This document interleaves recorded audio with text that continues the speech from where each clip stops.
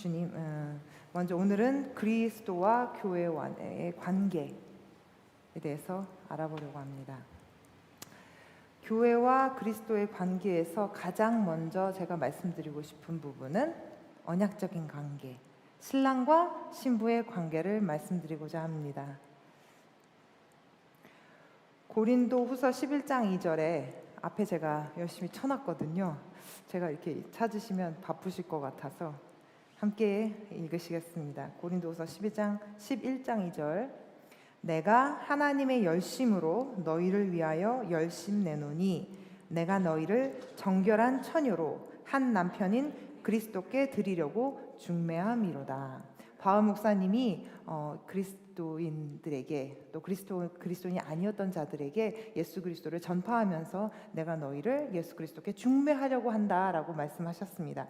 그것이 바로 예수님이 우리의 신랑 되시고 우리가 그의 신부 되심을 뒷받침해주고 있는 그 말씀이고, 두 번째는 요한복음 3장 29절에는 신부를 취하는 자는 신랑이나 서서 신랑의 음성을 듣는 친구가 크게 기뻐하나니 나는 이러한 기쁨이 충만하였노라 라고 사도 요한이 말씀하고 있어요.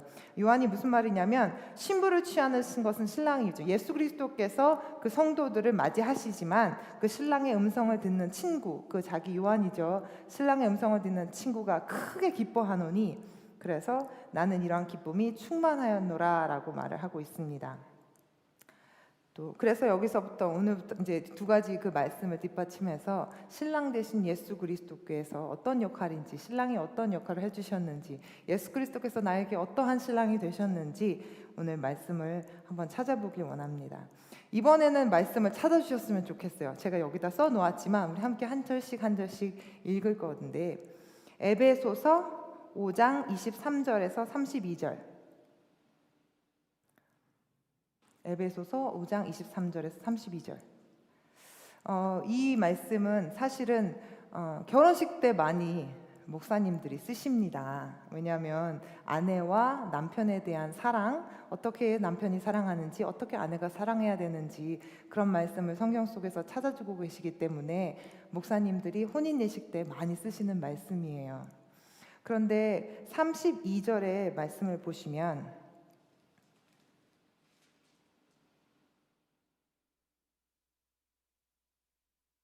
이 비밀이 크도다. 내가 그리스도와 교회에 대하여 말하노라. 에베소서 5장 32절에 이 비밀이 크도다. 내가 그리스도와 교회에 대하여 말하노라 라고 마지막을 맞이고 계세요. 이 말씀이 어떤 것이냐면, 신랑과 신부에 대한 말씀을 나누셨는데 이것이 바로 교회와 성도 간의, 교회와 그리스도 간의 말이더라. 그 관계를 내가 성경을 통해서 말하였다라고 말씀을 해주셨던 부분이거든요. 그래서 오늘은 이 말씀, 본문 말씀을 통해서 예수 그리스도께서, 신랑 되신 예수 그리스도께서 어떻게 우리 신부 교회를 사랑하셨는지, 성도인 우리를 어떻게 사랑하셨는지, 또 성도인 우리 신부인 우리는 어떻게 예수 그리스도 신랑을 사랑할 것인지에 대해서 이 말씀을 통해서 알아보자 합니다. 먼저 5장 23절, 이는 남편이 아내의 머리됨이 그리스도께서 교회의 머리됨과 같음이니 그가 친히 몸의 구주시니라. 5장 23절입니다. 그래서 여기서 보면 남편이 아내의 머리가 된다고 알고 있고, 그 다음에 교회의 머리가 된 것 같이, 남편이 아내의 머리 된 것은 예수 그리스도께서 교회의 머리됨과 같다. 그리고 그가 친히 몸의 구주시니라 라고 말씀을 하고 계세요.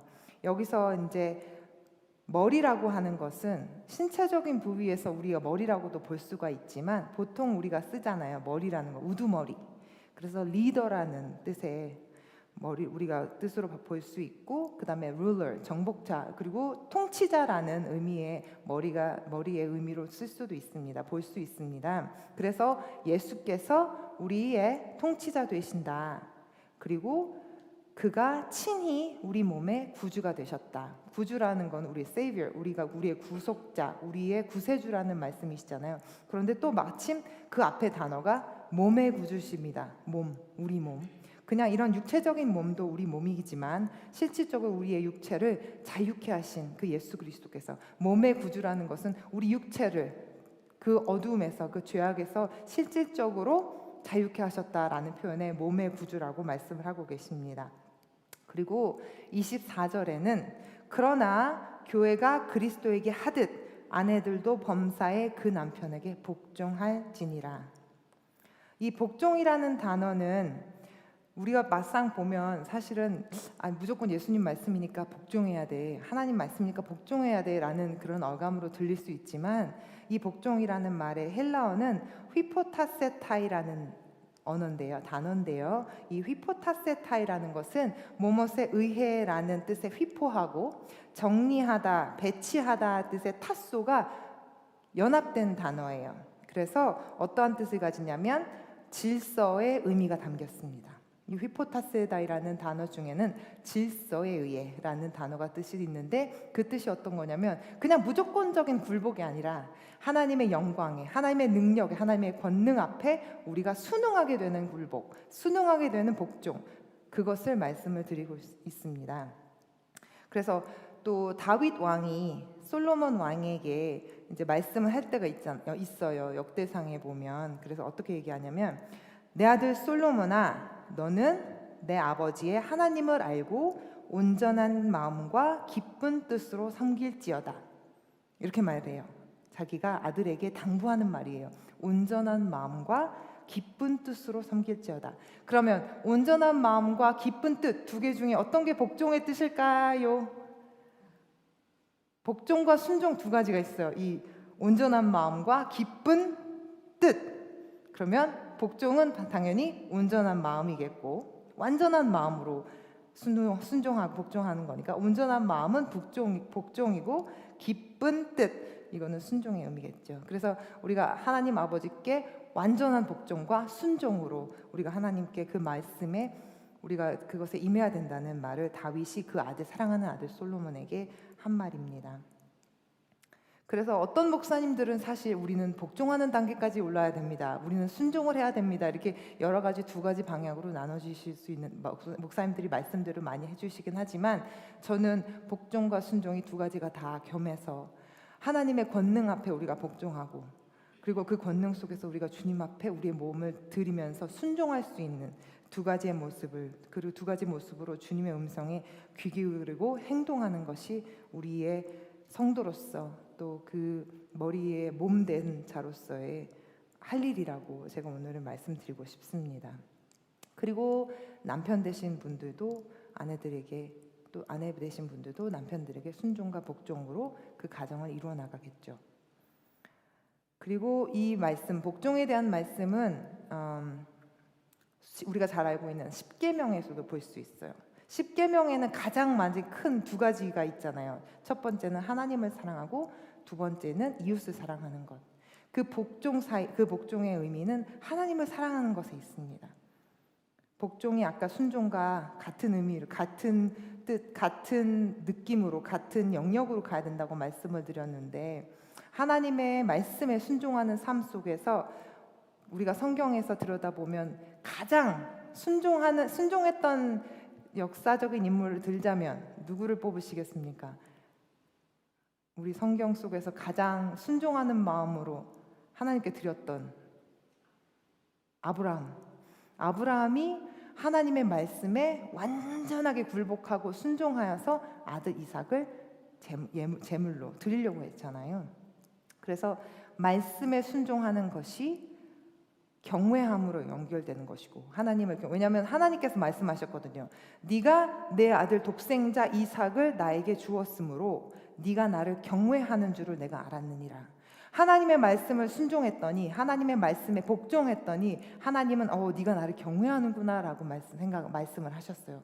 그래서 우리가 복종하고 우리가 순종하는 것은 하나님을 경외하는 것, 그리고 하나님을 경외하는 것이 무엇이냐? 하나님께 예배하는 것으로 연결이 되어집니다.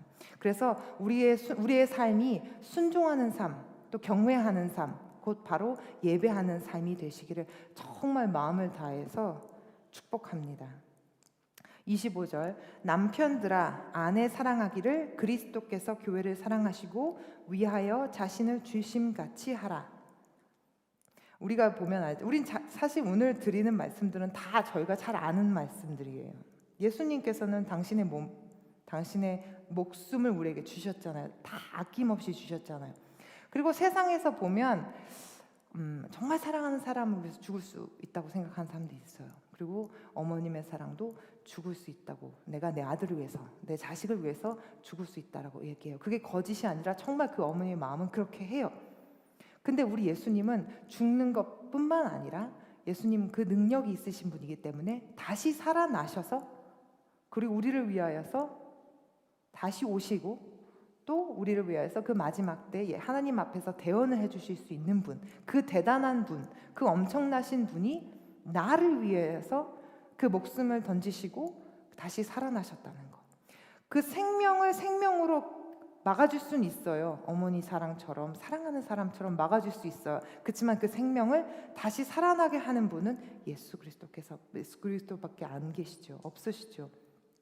그래서 정말 우리를 위하여서 마지막까지 우리의 그분의 능력을 하실 분, 그분의 능력을 주실 분은 예수 그리스도십니다. 이는 곧 물로 씻어 말씀으로 깨끗하게 하사 거룩하게 하시고, 우리를 깨끗하게 하시는 것은 하나님의 말씀. 먼저 우리의 죄를 위하여서 대속하시는 그 예수 그리스도의 보혈로서 우리는 깨끗게 되었어요. 먼저. 그래서 우리는 죄 없다 칭함을 받았습니다. 그렇지만 우리를 깨끗하게 정결하게 또 해주실 수 있는 것은 하나님의 말씀. 그 예수님께서 말씀하실 때 이미 목욕한 자는 발밖에 씻을 필요가 없느니라. 온몸이 깨끗하니라. 다시 한번 씻을 필요가 없는데 발은 씻는 거예요. 우리가 말씀으로 인해서, 하나님이 주신 그 말씀으로 인해서 우리가 매일매일 주님 앞에 우리를 씻는 것, 그것이 우리의 신부로서, 우리의 몸으로서 할 일입니다.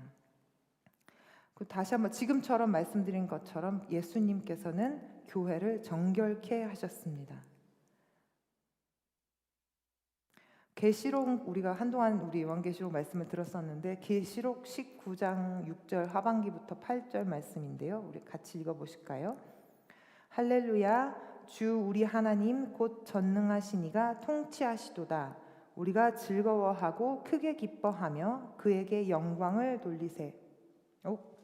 7절이구나.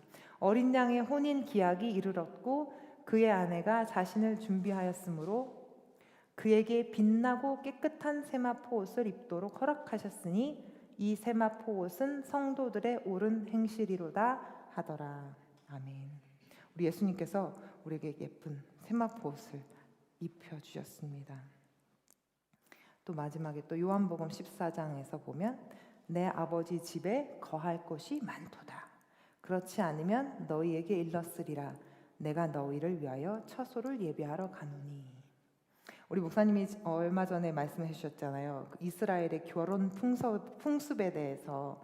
그래서 이제 신랑과 신부가 딱 정혼을 하면 바로 그냥 둘이 같이 신혼집에 들어가는 것이 아니라, 정혼을 하면 일단 정혼하고 나서 신랑은 그 신방, 그 집, 새로운 집을 준비하러 가고, 신부는 그 사이에 신랑을 기다리면서 신부 수업을 받고, 그리고 신랑의 준비가 다 되면 우리 신부를 데리러 와서 또 나중에는 같이 이렇게 그 신혼집으로 가게 되는 것이 그 풍습이었는데, 지금 우리 예수님께서는 우리에게 딱 이렇게 정혼해 주셨고, 그래서 우리가 신부된 자로서 우리는 이제 신혼집에 들어갈 준비만 하고 있는 거죠. 신부 수업을 우리는 받고 있는 거죠. 근데 이제 신부 수업을 받고 있던 중에 만약에 그 신랑을 기다리지 못하고 다른 데로 돌아본다거나, 아니면 예수 그리스도를 믿지 못하고 돌아버린 사람들처럼 신랑을 믿지 못하고 다른 것을 기다리는 사람들이라면 그 마지막에 그 신혼집에 들어갈 수 없게 됩니다. 자기 앞에 영광스러운 교회로 세우사 티나 주름 잡힌 것이나 이런 것들 없이 거룩하고 흠이 없게 하려 하심이니라. 이것이 바로 신부 수업이지요. 영광스러운 교회로 예수님께서 세워주셨고, 그것이 바로 티나 주름 잡힌 것들이 없는 교회, 하나님 앞에 완전한 구원을 이루시려는 예수 그리스도의 사랑입니다. 예수 그리스도께서는 우리를 그냥 한 번 딱 구원해 주셔서 끝으로 내시는 것이 아니라 정말 지속적인 관심과 지속적인 사랑으로 지속적인 은혜로 우리에게 다가오시고 우리 옆에 계시고 성령님으로 인하여서 우리에게 운행하시면서 역사하십니다. 그것이 바로 예수 그리스도의 사랑입니다. 신랑처럼 정말 인간적인 사랑 신랑처럼 그냥 딱 가서 신부는 뭐 하고 있는지 모른 채 신방을 준비하는 신랑이 아니라 우리의 신랑 되신 예수 그리스도께서는 우리를 이렇게 정원하게 놔두시고 그리고 그 다음에 그 준비하는 기간 동안 우리가 예비되는 그 시간 동안 예수님께서는 끊임없이 신랑 되신 그분은 끊임없이 우리를 간섭하시고 우리에게 말씀하시고 우리와 함께 하시기를 원하시는 예수 그리스도의 능력 그리고 성령의 강권하심 그것이 우리는 계속 교회로서 신부로서 성화되어져 나가는 우리의 과정입니다. 신부 수업 우리의 성화 과정입니다. 이미 우리는 예수 그리스도께서 우리 죄를 대속하셨기 때문에 우리는 죄 없다라고 인정함을 받았습니다. 법정에서 죄인한테 너는 죄가 없다라고 하면 그 죄는 없는 거잖아요. 그 사람이 정말 죄가 있든 죄가 없든 그건 죄인이 아닌 거잖아요. 그래서 제가 로마서 맨 처음에 말씀을 보았을 때도 가장 은혜가 됐던 게 제가 원래 죄가 있는데 저는 죄가 있었는데 예수님께서 죄가 없다고 하셨기 때문에 하나님께서 아버지께서 나에게 죄가 없다고 하셨기 때문에 그 죄가 사라진 것이 아니라 그 죄를 묻지 않으시는 그 예수 그리스도의 은혜가 그 하나님의 은혜가 너무 크게 저한테 다가왔었거든요. 내가 뭘 어떻게 해서 어떤 분들은 그렇게 얘기하죠. 제가 어떻게 뭘 해야지만 구원을 받을 수 있죠. 이제 제가 주님 앞에 뭘 어떤 일들을 해야 되죠. 가장 우리가 실수한 거는 것들이 우리가 구원을 위해서 노력하고 있다는 생각, 우리가 구원받기 위해서 무엇을 해야만 한다는 그런 생각들이 우리의 실수 중에 가장 큰 실수라고 생각합니다. 우리는 원죄로부터 끊쳐짐 받았고 우리 예수 그리스도의 능력으로 원죄로부터 끊쳐짐 받았고 그리고 예수님께서 우리를 물로 씻기셨고 그 보혈로 씻기셨고 우리를 거룩하다 아까 세마포 옷을 입혀주셨잖아요. 거룩하다 말씀하셨습니다. 거룩이라는 말은 잘 아시는 것처럼 구별이라는 말이에요. 거룩과 구별은 같은 의미라고 보는데 예수님께서 하나님께서는 이스라엘 백성들을 광야로 데리고 나오신 이유가 하나님께 예배하기 위함이라고 이스라엘 백성들이 그 장소에서 그 우상을 섬기던 땅에서 나오기를 원하셨고 그 이유는 이스라엘 백성들이 거룩하게 구별되어서 하나님의 백성으로 온전하게 예배드리게 하시기 위해서 하나님께서는 그 이스라엘 백성들을 광야로 데리고 나오셨습니다. 그 광야 속에서 하나님의 훈련을 통하여서 이스라엘 백성들은 하나님을 온전하게 예배할 수 있는 방법을 배웠고 하나님께 온전히 거룩되어지는 물론 우리들의 어떻게 한다고 해서 우리가 무엇을 한다고 해서 구별되어지는 것은 아니지만 우리의 마음이 세상과 분리되었을 때 그것이 거룩한 마음으로 바뀔 수 있기 때문에 왜냐하면 애굽 땅에서 살다가는 그것이 정말 세상과는 단절될 수 없기 때문에 세상 풍조에서는 따라갈 수밖에 없기 때문에 이스라엘 백성들을 하나님이 광야로 데려 나오신 것처럼 우리가 우리의 거룩을 우리가 우리의 거룩을 지킬 수 있는 방법은 이 세상에서 우리가 안 사는 것이 아니라 우린 이 세상 속에서 살고 있지만 그렇지만 그 세상과는 세상에서는 우리가 섞이지 않고 세상의 풍조와는 섞이지 않고 구별된 마음으로 우리가 하나님을 경외하는 마음으로 그 하나님의 말씀으로 깨끗하게 매일 씻김 받는 그 시간을 통해서 우리가 하나님 앞에 구별되어져서 예배를 드릴 수 있는 것입니다. 하나님께 예배하는 것이 우리가 거룩을 유지할 수 있는 방법입니다. 구별되어질 수 있는 방법입니다. 우리가 아무리 생각으로 날마다 그래 나는 거룩해져야지 그래 하나님의 말씀을 갖고 살아야지 아침마다 그렇게 사실 생각해요. 저도 생각해요. 오늘도 또 내가 또 하나님의 자녀로서 어떻게 살아야 될까 생각한단 말이에요. 그렇지만 모든 순간 속에 어떤 순간들이 딱 터질 때마다 저는 좌절하고 무슨 순간에 어떤 일이 생길 때마다 저는 어떨 때는 화가 나기도 하고 참지 못할 때가 있고 실수를 하고 그렇단 말이에요. 왜냐하면 우리는 연약한 존재니까. 그런데 우리가 예배를 드림으로 인해서 그 예배를 드림으로 인해서 우리가 마음이 자꾸만 하나님께로 향하고 우리가 하나님의 말씀 앞에 우리가 비춰졌을 때 그것들이 처음에는 100만큼, 1000만큼 연약했던 부분들이라면 예배를 통해서 우리의 연약함이 99, 98, 아니 99, 1봐도 아니야. 0.1, 그 다음에는 0.2만큼, 0.3만큼 하나님께로 돌아가고자 하는 마음들이 생기고, 그래서 구별되어져서 나중에 예수님 오셨을 때 하나님, 제가 정말 하나님 앞에 온전히 쓰고 싶었는데 되지 않았어요. 그렇지만 주님 예배 가운데 제가 주님을 묵상하면서 주님의 말씀에 거룩하게 제가 지키려고 노력했어요. 하나님께 이미 예수님께서는 이미 아시고 계시겠죠. 우리의 그런 모습을. 또 28절 보시면 이와 같이 남편들도 자기 아내 사랑하기를 제 몸같이 할지니 자기 아내를 사랑하는 자는 자기를 사랑하는 것이라. 예수님께서는 당신의 몸을 우리에게 주기까지 버리셨던, 당신의 몸을 버리시기까지 우리를 주기까지 사랑하시고 무조건적으로 사랑하셨습니다. 첫째 아담을 보면 첫째 아담도 그렇게 얘기하잖아요. 하와를 처음 만났을 때 내 뼈 중에 뼈고 내 살 중에 살이고, 사람이니까 처음 만났을 때는 하와한테 뿅 가가지고 그렇게 말을 할 수 있는데, 선악과를 따먹고 나서는 하나님 앞에 왜 선악과를 먹었냐고 하나님이 물어보셨을 때 하나님께서 주신 저 여자가 나를 먹게 했다고 바로 이렇게 돌변하잖아요. 사람은 어쩔 수 없어요. 연약한 사람은 자신에게 불리할 때가 오면은 자기 모습을 딱 감춘단 말이죠. 그렇지만 예수님께서는, 죄 없으신 예수님께서는 우리의 죄까지, 죄악을 담당하셨던, 죽기까지 사랑하셨던 그 몸을 주신 예수 그리스도이심을 우리가 보았습니다.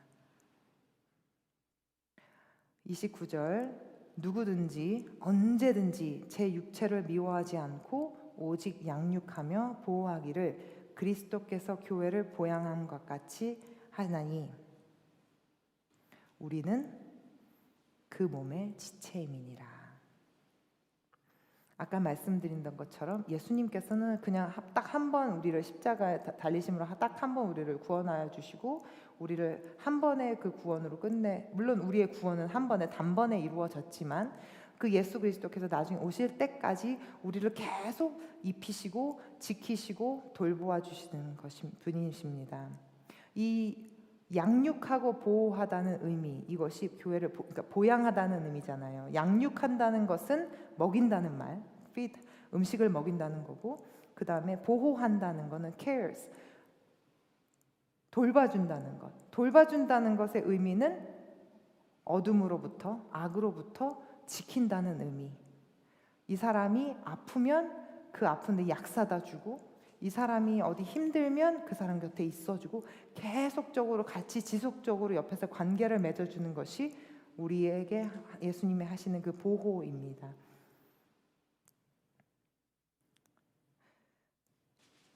아까 말씀드린 것처럼 이러므로 사람이 부모를 떠나 그 아내와 합하여 그 둘이 한 육체가 되지니 이 비밀이 크도다. 내가 그리스도와 교회에 대하여 말하노라. 여태까지 말씀드린 것이, 예전에는 사실은 이 본문 말씀을 보면 항상 그냥 결혼하는 남자와 여자가 생각이 많이 났어요.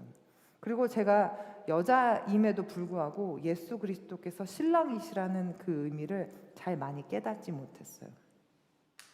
그런데 이번에 또 말씀을 이렇게 나누다 보니까 이 정말 가장 포인트, 이 비밀이 크도다. 내가 그리스도와 교회에 대하여 말하노라. 이 교회에 말씀하시는 것, 예수님께서 교회를 위해서 하신 일들이, 신랑으로서 신부인 교회에게 하셨던 일들이 그것이 나에게 하셨던 그 모든 일들이구나 라는 그런 은혜를 받았습니다. 두 번째는 먼저는 신랑 되신 예수님, 그리고 신부 되신 우리 신부와 교회와 예수 그리스도의 관계가 신랑과 신부의 교회이고요. 그다음에 두 번째로 오늘 또 말씀드릴 것은 몸으로서의 교회입니다. 우리가 지금 계속 나누었던 것처럼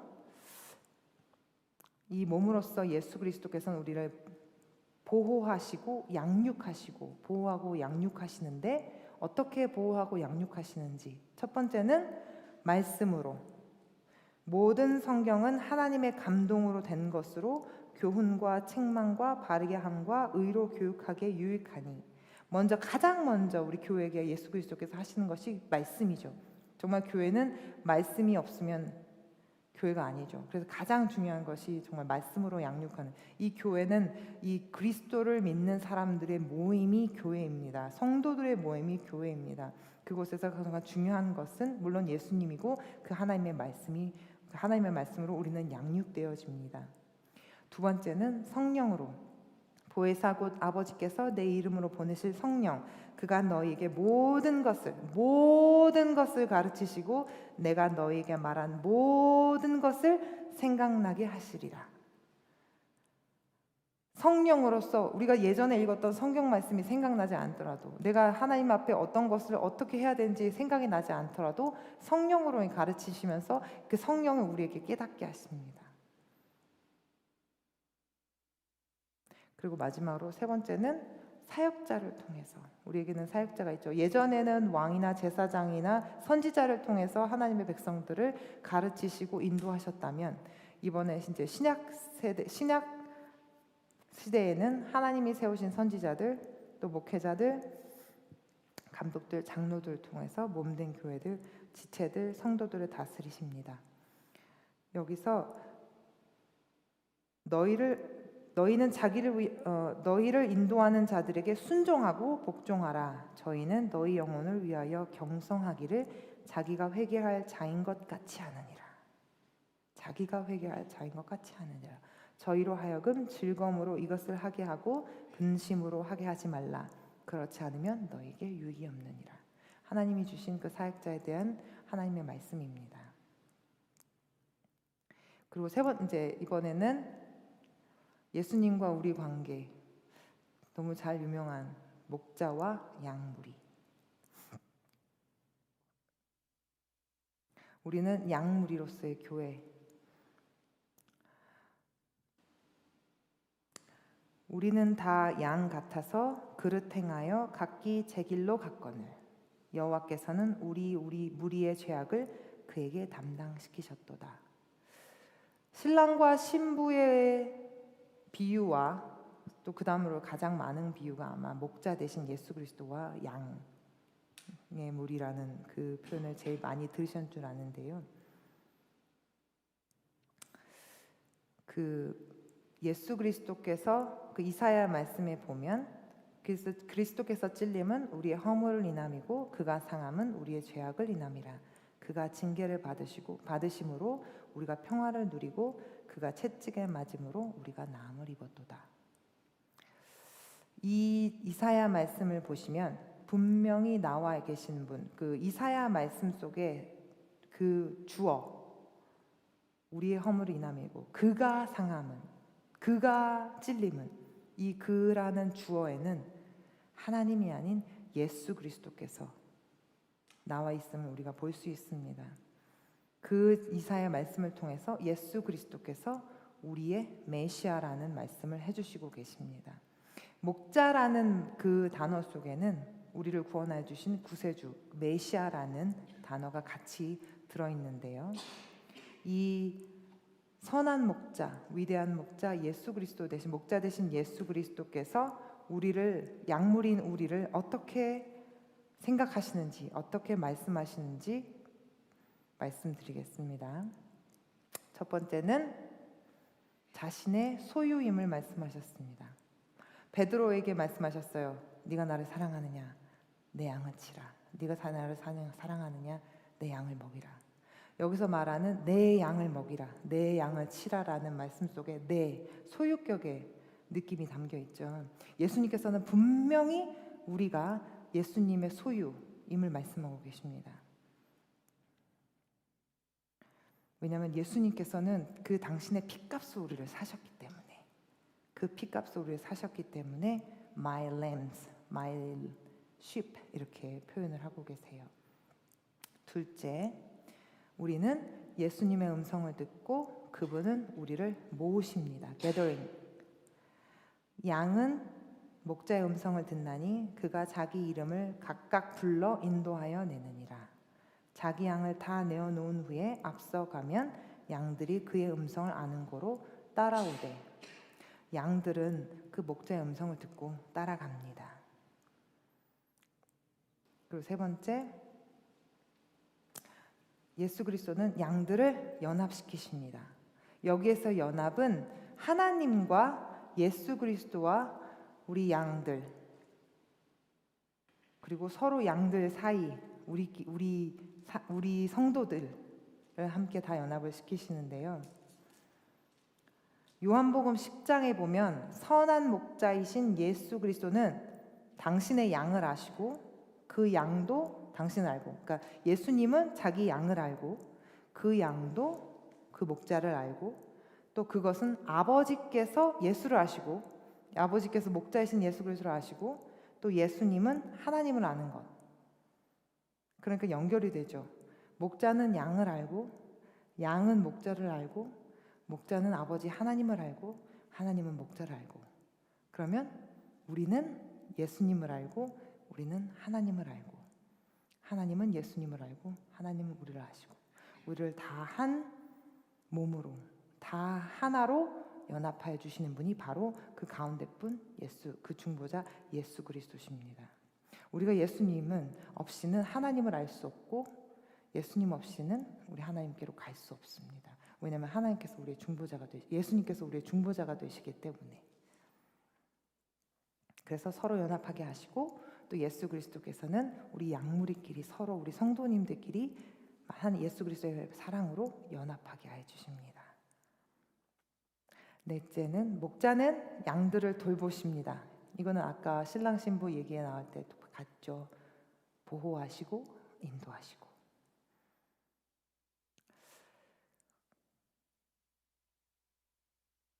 아버지께서 당신을 사랑하시는 것은 예수께서 당신의 목숨을 얻기 위해서 목숨을 버리시기 때문이다 라고 말씀하신 요한복음에 나오는데요.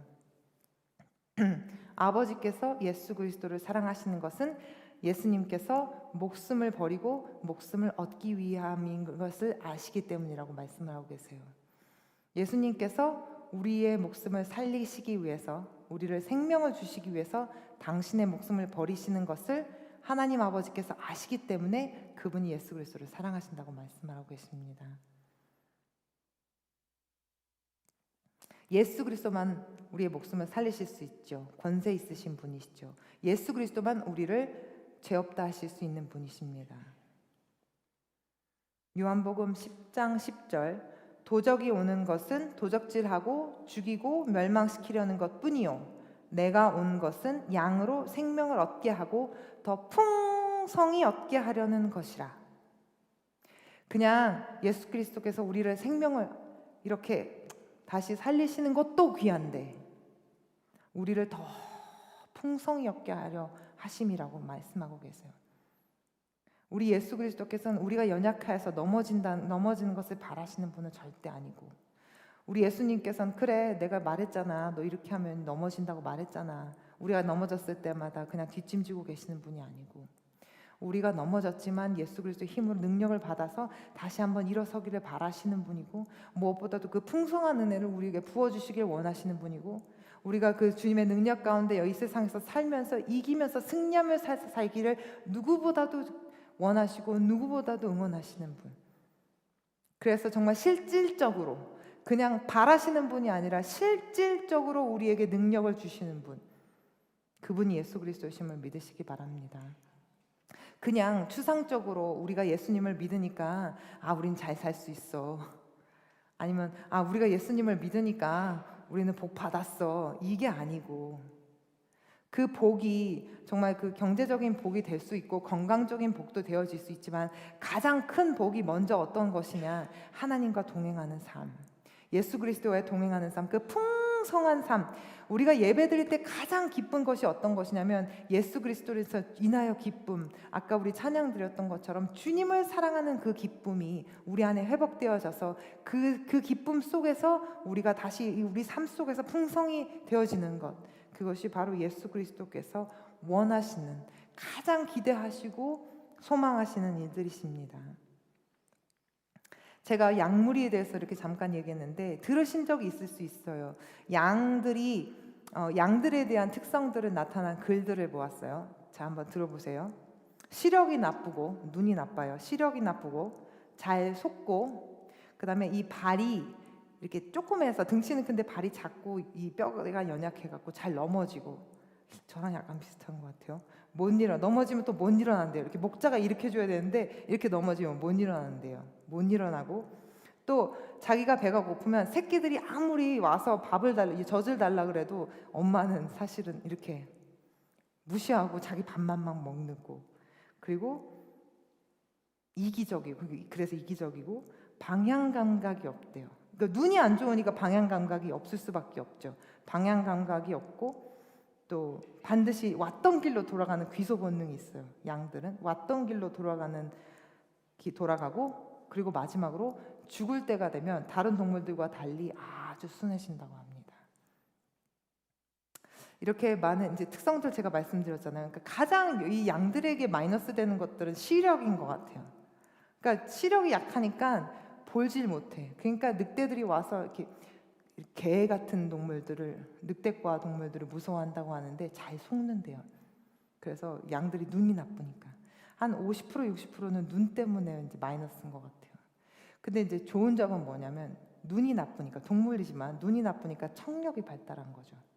그래서 아까 목자의 음성을 구분할 수 있는 그 능력은, 눈이 나쁘기 때문에 이 양들이 목자의 음성을 금방 듣고, 조금만 듣고도 잘 따라갈 수 있는, 어떤 목자가 내 목자인지를 금방 구분한다고 합니다.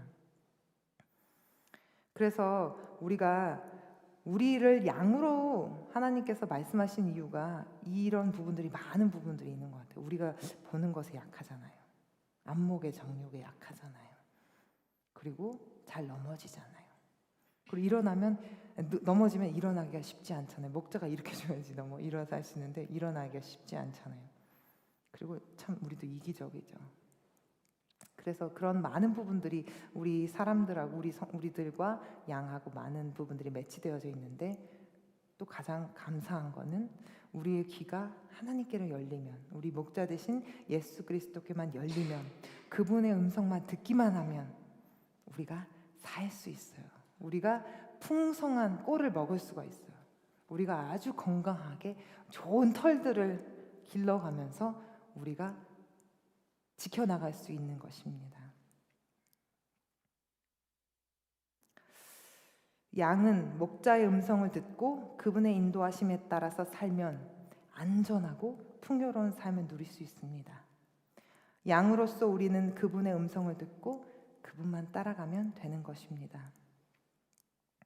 어떤 일이 딱 생겼을 때 특히 현실적인 문제 속에서 우리가 가장 이렇게 무너지기 쉬운 부분들이 경제적인 부분들이잖아요.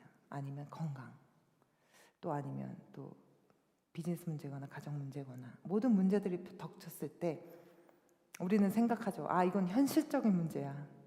돈이 없으면 현실적인 문제죠. 그리고 몸이 아프면 현실적인 문제죠. 그런 문제들이 닥쳤을 때 우리는 현실적인 문제이기 때문에 현실적으로 우리가 문제를 해결하려고 하는 시간들이 많이 있어요. 그런 일들을 많이 하죠. 노력을 많이 하죠. 돈이 없으니까 돈을 벌어야지. 어떻게 벌지? 아니면 몸이 아팠어. 병원에 가야 돼. 그럼 어떻게 해야 되지? 이렇게 생각을 많이 하는데, 현실적인 문제를 현실적으로 푸는 것이 나쁘다는 것이 아니라, 우리가 그 문제에 대해서 놓고 먼저 우리 목자 되신 주님의 음성에 귀 기울이고, 주님, 내가 도대체 어떻게 해야 할까요? 주님, 내가 넘어졌는데 나를 일으켜 주세요. 주님, 나를 도와주세요. 첫 번째는 그 주님의 음성에 귀 기울여서 그 주님께서 주시는 방향, 그 주님께서 주시는 해결책, 기도하는데 하나님께 음성을 듣는데 해결책이 떠오르지 않는다.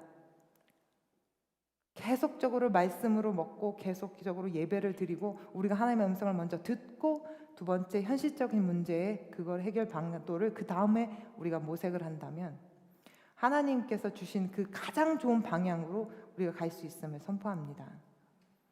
저도 이렇게 말씀을 드리지만 딱 문제가 생겼을 때 사실 걱정하고 현실적인 생각으로 많이 하기도 해요. 근데 자꾸만 그렇게 반복하면서도 자꾸만 또 다시 한번 주님께 기도하면서 구합니다. 하나님, 내가 주님의 음성을 듣게 해주세요. 제가 주님의 음성 잘 듣지 못해서 실수할 때도 있었고요. 제가 주님의 음성에 귀 기울이지 못해서 넘어진 적도 있죠. 없는 게 아니죠. 그렇지만 목자 되신 그 예수 그리스도의 음성을 자꾸만 듣기 원하고 그 음성에 우리가 순복하기 원합니다. 그러면 아까 말씀하신 풍성한 삶을 주님 앞에 이룰 줄 믿습니다. 마지막으로 저희가 시편 23편을 같이 묵상하시기 원해요. 제가 띄워놓진 않았어요. 시편 23편, 우리 잘 아시는 말씀.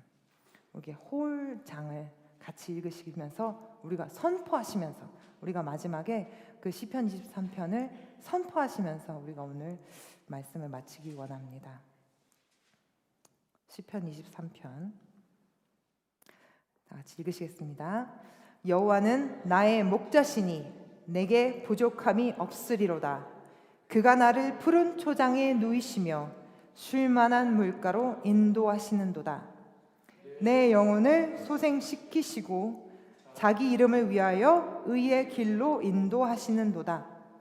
내가 사망의 음침한 골짜기로 다닐지라도 해를 두려워하지 않을 것은 주께서 나와 함께 하심이라. 주의 지팡이와 막대기가 나를 안위하시나이다.